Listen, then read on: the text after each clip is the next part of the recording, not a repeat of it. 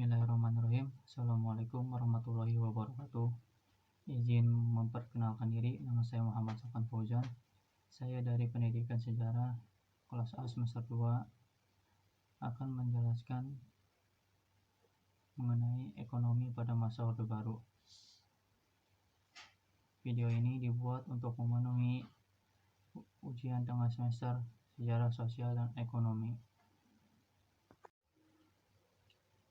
Jadi setelah terjadinya melempar darah yang dilakukan oleh PKI dan antek-anteknya, membuat kondisi ekonomi, sosial, dan politik Indonesia ini berantakan.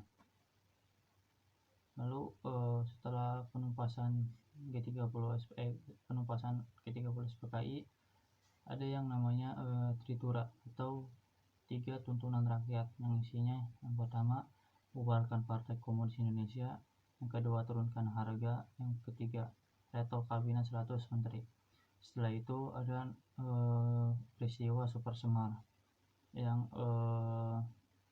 runtuhnya rezim Soekarno dan naiknya rezim Soeharto. Jadi orde baru naik, orde lama turun.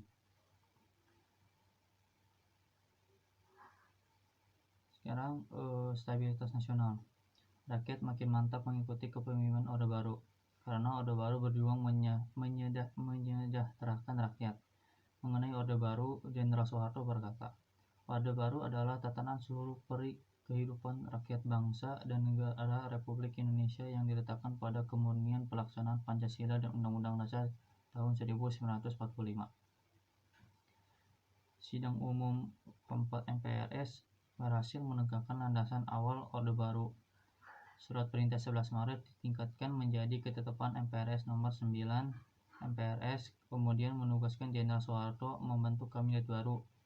Kabinet baru yang pembentukannya ditetapkan oleh MPRS itu disebut Kabinet Ampera. Kabinet Ampera ini berjuang melaksanakan 2 tugas yang disebut Dwi Dharma Kabinet Ampera, yaitu melaksanakan stabilisasi politik dan stabilisasi ekonomi. Stabilisasi politik dan stabilisasi ekonomi merupakan prasyarat pembangunan nasional. Kabinet Ampera memiliki program kerja yang terdiri atas 4 bidang disebut catur karya Kabinet Ampera.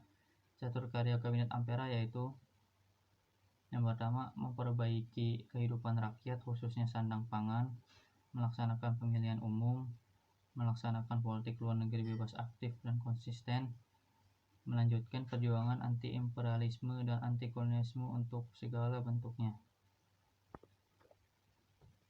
MPRS menyadari bahwa kemerosotan ekonomi yang berlarut-larut itu disebabkan oleh tidak adanya pengawasan yang efektif dari DPR terhadap kebijakan ekonomi. Kepentingan ekonomi dikalahkan oleh kepentingan politik. Pemikiran ekonomi yang rasional untuk memecahkan masalah-masalah ekonomi dikesampingkan.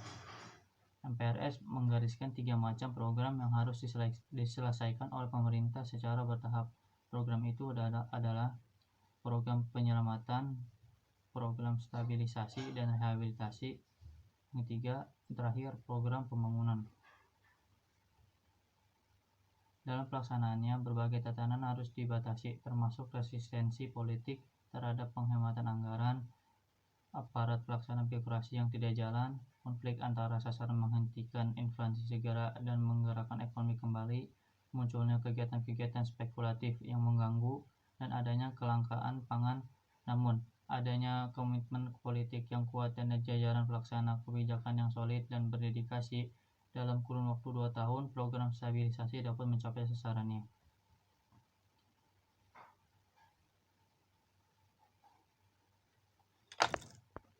Makanya pemerintah membuat Kabinet Ampera yang tadi saya awal sebutkan. Tindakan yang pemerintah meliputi yang pertama, menggandakan operasi pajak terutama di kota-kota besar untuk meneliti sampai berapa jauh perusahaan-perusahaan besar milik negara dan swasta memenuhi kewajiban membayar pajak. Lalu penghematan di bidang pengeluaran pemerintah, khususnya pengeluaran yang konsumtif dan rutin. Subsidi untuk perusahaan-perusahaan dihapuskan, dan yang terakhir, kredit bank dibatasi, kredit impor dihapuskan.